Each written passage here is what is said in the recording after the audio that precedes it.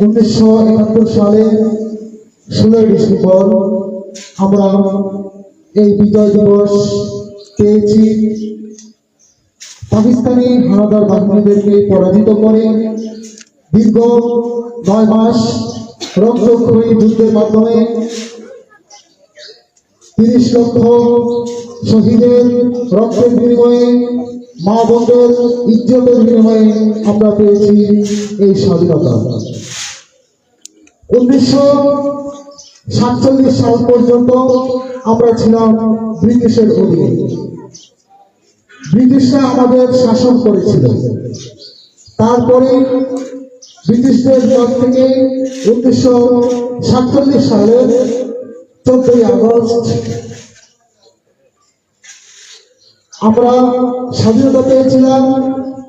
তার পরবর্তীতে দুটি রাষ্ট্র হয়, একটি হচ্ছে পাকিস্তান এবং 15 আগস্ট স্বাধীনতা লাভ করে ভারত। তারই ধারাবাহিকতায়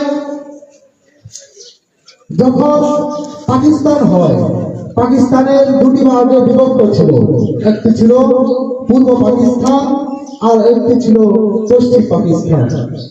পূর্ব পাকিস্তানে ছিলাম আমরা, বর্তমানে আমরা যারা বাংলাদেশি।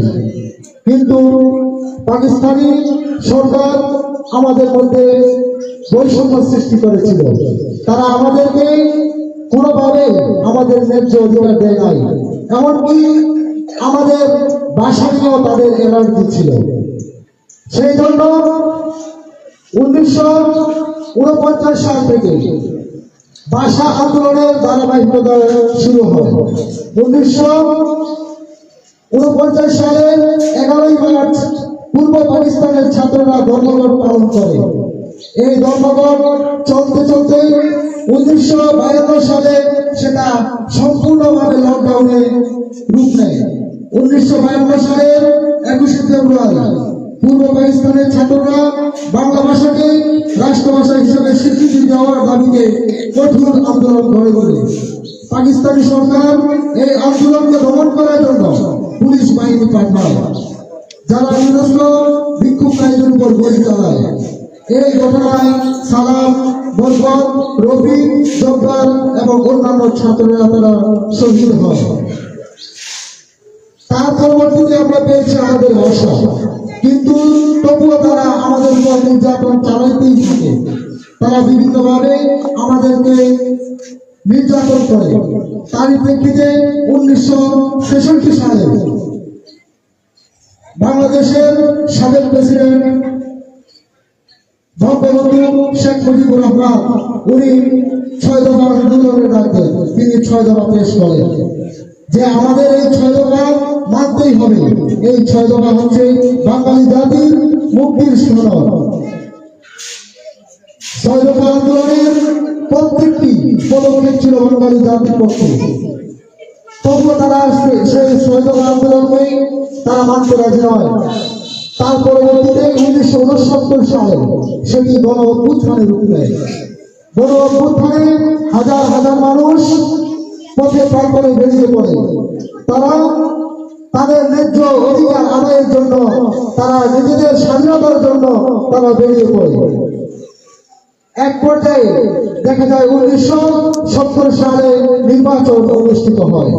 নির্বাচনের মধ্যে পূর্ব পাকিস্তানে 169টি আসনের মধ্যে পূর্ব পাকিস্তানের সংখ্যাগরিষ্ঠতা অর্জন করে যে দলটি, সেটি হচ্ছে আওয়ামী লীগ। তারা 167টি আসন তারা জয়লাভ করে। আমি এখানে বলে দিচ্ছি যে তখন কিন্তু অন্যান্য দলের তেমন একটি ছিল না, সবাই একটি দল করত। সেই হিসেবে 167টি আসন বাংলাদেশ আওয়ামী লীগ জয়লাভ করে। 1970 নির্বাচনে তারা বিভিন্নভাবে এই নির্বাচনকে বানচাল করতে তারা শুরু করে, কিন্তু বাংলাদেশের মানুষ তা মেনে নিতে চায়নি। তারা চায় নিজেদের স্বাধীনতা। সেই স্বাধীনতার জন্য 1971 সালে যখন 25 মার্চ বাঙালি জাতির উপর তারা রাতে ঝাঁপিয়ে পড়ে, যখন নিরস্ত্র মানুষকে তারা হত্যা করে, তারপর থেকে শুরু হয় বাংলাদেশের স্বাধীনতা যুদ্ধের সংগ্রাম। সেই সংগ্রাম দীর্ঘ 9 মাস স্থায়ী ছিল। এই বাংলার লাখো লাখো মানুষ শহীদ হয়েছে। 1971 সালের 16 ডিসেম্বর আমরা পেয়েছি আমাদের সেই মহান স্বাধীনতা। পাকিস্তানি বাহিনী তারা আত্মসমর্পণ করতে বাধ্য হয়েছে আমাদের কাছে। আর সেই কারণে আমরা আজও বাংলাদেশের মধ্যে স্বাধীনভাবে বসবাস করছি। আমাদের অধিকার আমরা আদায় করতে চেষ্টা করতে আজও যদি কোনো বিষয় এই বাংলার জমিনে নিজেদের শাসনকে স্থায়ী করতে চায়, তবুও বাংলার জনগণ তারা মেনে নেয় না। স্বাধীনতার পর থেকে বর্তমান পর্যন্ত যত দশকরা চেয়েছে এই বাংলাদেশে নিজের প্রভুত্বকে কায়েম করতে বাংলার জনগণ তা রুখে দিয়েছিল। আমরা হচ্ছি স্বাধীনতাকামী জাতি, আমরা কোনো অন্যায় অবিচার আমরা বরদাস্ত করি না।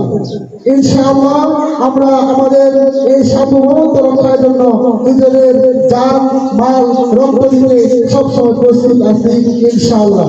ঠিক আমরা যদি এখনো কোন অপশক্তি আমাদেরকে কোন রকম বাধা সৃষ্টি করে, আমরা সেগুলো রুখে দিতে পারবো ইনশাআল্লাহ।